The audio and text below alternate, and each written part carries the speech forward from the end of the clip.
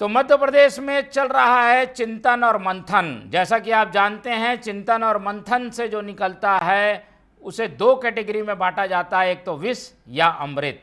ऐसे में जब राजनीतिक रूप से चिंतन मंथन चल रहा है तो इस बात की चर्चा लाजमी है कि आखिर इस चिंतन मंथन से निकल क्या रहा है।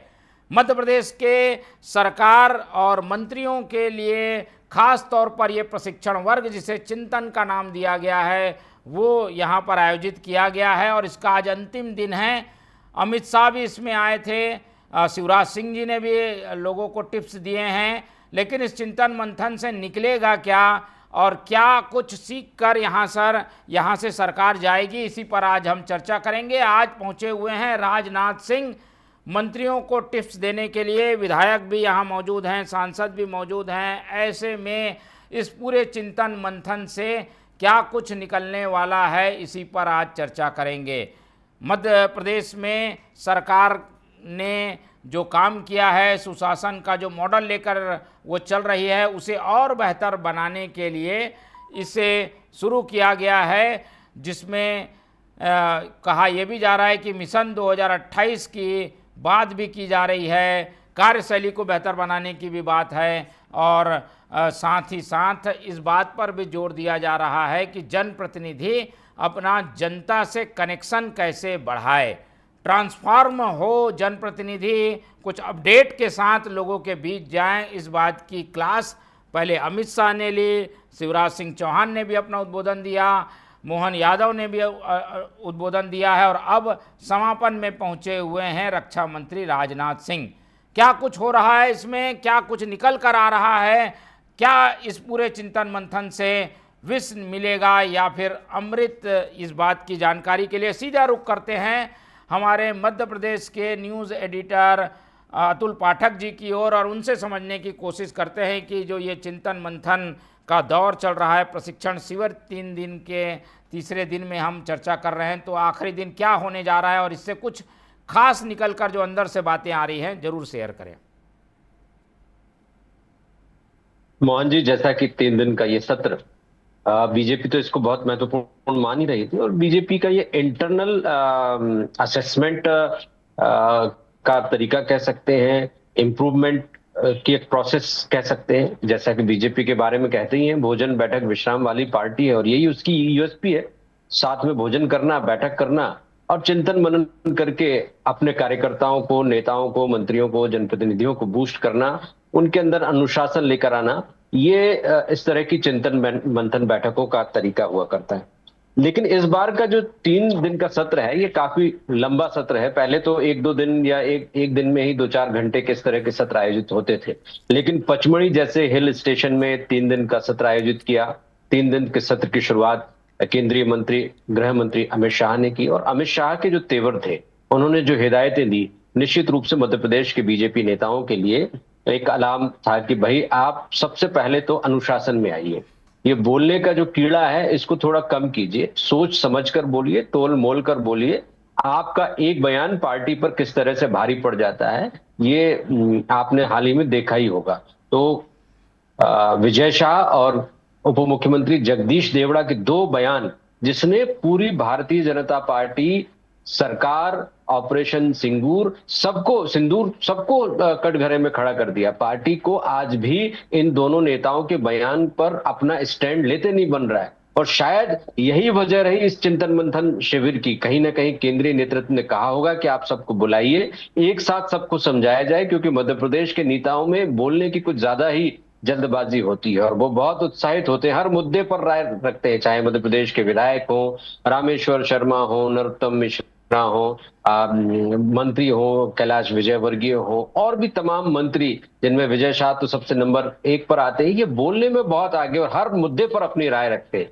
तो यही बात देखने को मिली जब अमित शाह ने साफ तौर पर कहा कि बोलने पर थोड़ा सा लगाम लगाइए, सोच समझकर बोलिए, तोल मोल कर बोलिए और हर विषय पर आप राय जाहिर करें, ये जरूरी नहीं। यही बात भूपेंद्र यादव ने कही, केंद्रीय मंत्री जो मध्य प्रदेश में चुनाव के दौरान प्रभारी रहे और मध्य प्रदेश में बीजेपी की सरकार बनाने में भूपेंद्र यादव की महत्वपूर्ण भूमिका रही। तो विचारधारा की बात यहां पर की गई कि पार्टी की विचारधारा कैसी रहनी चाहिए, कैसी है और उस विचारधारा पर आप कैसे चल सकते हैं, क्योंकि सत्ता के मद पर आमतौर पर सांसद, विधायक, जनप्रतिनिधि विचारधारा से सबसे पहले समझौता करते हैं और उनकी कार्य संस्कृति पार्टी की रीति नीति सिद्धांत और विचारधारा के विपरीत हो जाती है। तो यहाँ पर विचारधारा की बात बताई गई, इतिहास का पाठ भी पढ़ाया गया कि कैसे बीजेपी आगे बढ़ी है, कैसे संगठन गढ़ा गया है, कैसे आज यहाँ तक बीजेपी पहुंची है। तो इसमें कार्यकर्ताओं का महत्व, कार्यकर्ताओं की भूमिका, कार्यकर्ताओं की एक स्पष्ट रणनीति वो साथ में रही है। इसलिए कार्यकर्ताओं पर फोकस रखना, कार्यकर्ताओं को संतुष्ट रखना, उनकी बातें सुनना, उनको प्रोत्साहित करते रहना, मोटिवेट करते रहना, जोड़ना, ये बहुत बड़ी बात है। और आचरण की जहां तक मैंने पहले बात की कि आचरण भी इसमें महत्वपूर्ण रहा। अपने आचरण को ठीक रखिए और ठीक रखे न रखे ठीक दिखिए, ये बहुत बड़ी बात है। सोशल मीडिया पर जब सेशन हुआ तो ये बताया गया कि आप नरेटिव सेट कीजिए, यानी आप लोगों के बीच में धारणाएं बनाइए। सिर्फ दौरों तक या छोटे मोटे उद्घाटनों तक अपनी फेसबुक या सोशल मीडिया की आईडी को सीमित मत रखिए। पार्टी की विचारधारा को, रणनीतियों को, कैसे लोगों को इन्फ्लुएंस करना है, कैसे पार्टी के प्रोग्राम चाहे केंद्र के हो, राज्य के हो, उनको जन जन तक पहुंचाना है, यहाँ पर भी आपकी भूमिका सोशल मीडिया पर रहनी चाहिए। वैचारिक प्रतिबद्धता की बात हो गई, विवादित बयानों की बातें कई सेशन में हुई। सरकारी पिकनिक इसको कांग्रेस ने कहा, लेकिन बीजेपी ने कहा कि ये उसकी आंतरिक बैठक है जिसमें छवि सुधार पर जोर दिया गया, सोशल मीडिया पर प्रेजेंस पर ध्यान दिया गया, इलेक्शन मैनेजमेंट पर ध्यान दिया गया, मध्य प्रदेश की आर्थिक और सामाजिक और विकासात्मक गतिविधियों को भी मुख्यमंत्री ने साझा किया। इस दौरान आपस में नेता मंत्री बातचीत करते हुए भी दिखाई दिए, लेकिन पूरी तरह से ये बैठक मीडिया से थोड़ी दूर रखी गई। अंदर किसी को आने जाने की मनाही नहीं थी। 3 दिन में एक भी ऑफिशियल वीडियो बीजेपी की ओर से या सरकार की ओर से या किसी नेता की ओर से जारी नहीं किया गया, सिर्फ फोटोज बाहर आई है। तो ये किस तरह से एक गोपनीय और बहुत ही किलेबंद मीटिंग थी, इसका अंदाजा इस बात से लगाया जा सकता है कि अमित शाह या राजनाथ सिंह जैसे नेताओं के भाषण भी लाइव नहीं किए गए।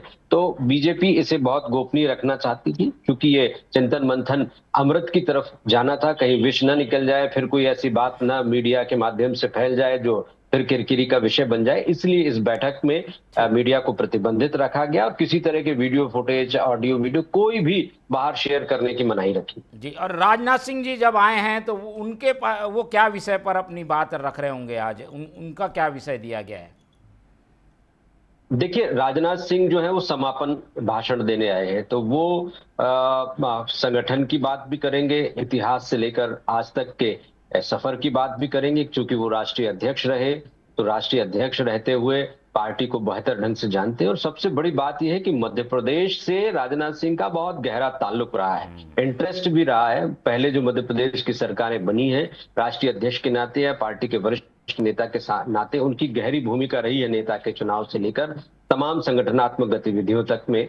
तो राजनाथ सिंह का बहुत महत्वपूर्ण आज उद्बोधन होना है। और एक वरिष्ठ नेता होने के साथ साथ देश के रक्षा मंत्री भी हैं। और सिंदूर का जो विवाद बयानों से शुरू हुआ वो मध्य प्रदेश से ही निकला था, इसलिए वो ऑपरेशन सिंदूर की बारीकियां भी बता सकते हैं, रीति नीति भी बता सकते हैं, कैसे राजनाथ सिंह ने खुद को गंभीर रखा, कैसे चाहे उन्हें गृह मंत्री का पद मिला या डिमोशन के बाद रक्षा मंत्री का पद मिला, कैसे वो अनुशासित सिपाही के तौर पर पार्टी के साथ हमेशा खड़े रहे। ये बात भी राजनाथ सिंह नेता और मंत्रियों को बताएंगे। जी बिल्कुल, तो इस पर हमारी निगाह बने रहेगी। आज समापन है और समापन में राजनाथ सिंह पहुंचे हुए हैं, क्या कुछ कहेंगे तो और ज़्यादा जानकारी आएगी तो आपसे अपडेट लेंगे। अतुल जी, बहुत धन्यवाद हमारे साथ इस पूरी खबर के लिए जुड़ने के लिए। और चिंतन मंथन 3 दिन का, बीजेपी नए सिरे से चिंतन मंथन के बाद अपडेट दिखाई देगी, ऐसी उम्मीद है। विष मिला या अमृत, इसका आकलन बाद में होता रहेगा। तो फिलहाल इस सेगमेंट में इतना ही, और बाकी खबरों के लिए आपसे यही उम्मीद है कि आप लोग देखते रहेंगे TV 24। मुझे दीजिए इजाज़त, नमस्कार।